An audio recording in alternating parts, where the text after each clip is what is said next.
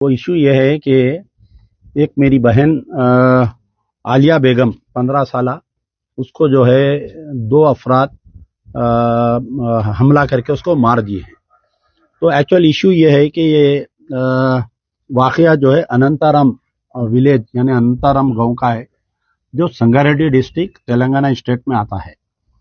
आप लोग जानते हैं कि जब से कांग्रेस पावर में आई है, एक ना एक वाकयात पेश आते जा रहे हैं और ये वाकयात जो है मुकम्मल तकरीबन जो है अब तक 30 वाकयात हो गए हैं एक साल के अंदर, जो अक़लियतों के ऊपर हमले हो रहे हैं। इशू ये है कि ये हमारे मोहम्मद इस्माइल साहब हैं, आपका जो है ज़ीरात बाड़ी का कारोबार है। ये कल रात में 8:30 बजे के बीच में वापिस आ रहे थे, तो कहीं ज़रूरत के लिए आप रुके। रुकने के बाद में ज़रूरत की अटेंड करके वापिस हो रहे थे। अचानक दो शराबी लोग, जिसका नाम वीरा रेड्डी है और विजय रेड्डी है, जिसका ताल्लुक इनके ही गांव से है, इनको मारने लगे वो लोग। जैसा ही इनको मारने लगे तो ये जो है इनकी लड़की देखिए, ये यानी बाप के ऊपर हमला हो रहा था, ग्रेनेड डाल दे रहे थे। बाप को बचाने के लिए जब इनकी लड़की गई आलिया बेगम, वो लड़की के ऊपर भी ग्रेनेड डाल दिए। वो बच्ची जख्मी हो गई। जख्मी होने के बाद में यहाँ पर जो है सरासर पुलिस की लापरवाही ये हुई कि वाकया जैसे ही मालूम हुआ है, लड़की जैसा ही जख्मी है, इसको सीधा हैदराबाद या तो नीम्स या तो गांधी हॉस्पिटल लेकर जाना था। यहाँ पर पुलिस क्या की, क्योंकि यहाँ के जो एमएलए है दामोदर राज नरसिम्हा, ये जो है एक मिनिस्टर भी है। ये पहले जो है डिप्टी चीफ मिनिस्टर रह चुके हैं और अब हेल्थ मिनिस्टर है। तो हो सकता है कि वही ये वाकया होगा, एक गैर मुस्लिम जो है एक मुस्लिम लड़की को मारी, तो ये बदनामी नहीं होना, पुलिस की बदनामी नहीं होना, कांग्रेस सरकार की बदनामी नहीं होना, बल्कि इशू को दबा दिए। ये लड़की को पहले तो एक छोटे सर के हॉस्पिटल में रखे, फिर घर को भेज दिए, फिर बच्ची की तबीयत खराब हुई तो फिर सदाशिवपेट के हॉस्पिटल को ले गए, फिर बच्ची की तबीयत खराब हुई तो उसको आपके संगारेड्डी के वेलनेस हॉस्पिटल में ले गए। यहाँ पर बच्ची 2 रोज रहने के बाद में ये बच्ची 15 तारीख के दिन, ये वाकया हुआ 11 फरवरी के दिन, 15 फरवरी के दिन जो है बच्ची का रात में इंतकाल हुआ और 16 के दिन बच्ची की तदफीन आई। जी हाँ, तदफीन अमल में आई।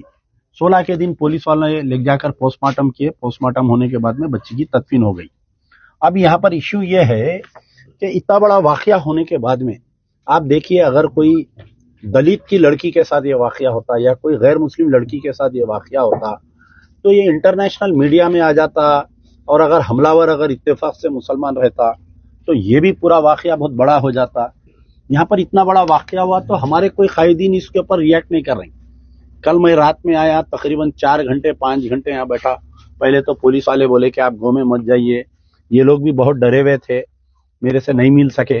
24 घंटे में मेहनत करने के बाद में हमारे डॉक्टर मोहम्मद सुल्तान साहब, ये बेचारे मुझे फ़ोन करके बोले कि आप आइए, हम मिलाते। फिर हमारे ECIL के समीर साहब मेरे को फ़ोन करे, इधर आइए आप, करीब में आइए।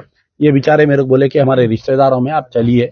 तो तकरीबन रात के 12 बज रहे हैं, यहाँ पर हम लोग बैठे हुए हैं।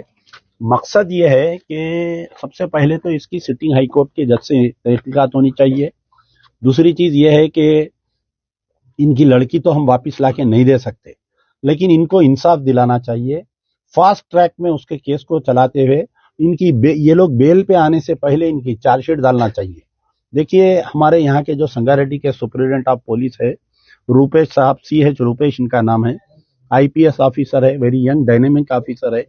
ये पहले हमारे कने DCP साउथ ईस्ट करे हुए है, शायद मैं समझता हूँ हमारे कने करे हुए है, और अच्छे खासे ऑफिसर है, मैं अच्छी तरीके से जानता हूँ। और उनसे उम्मीद ये करता हूँ कि इस मसले पर आप अपनी बेटी समझकर इनके साथ इंसाफ करिए, माँ के साथ और ये वालिद के साथ इंसाफ करिए। इनकी जितना हो सकता जल्द से जल्द चार्जशीट डालना चाहिए, स्पीडी ट्रायल कराना चाहिए।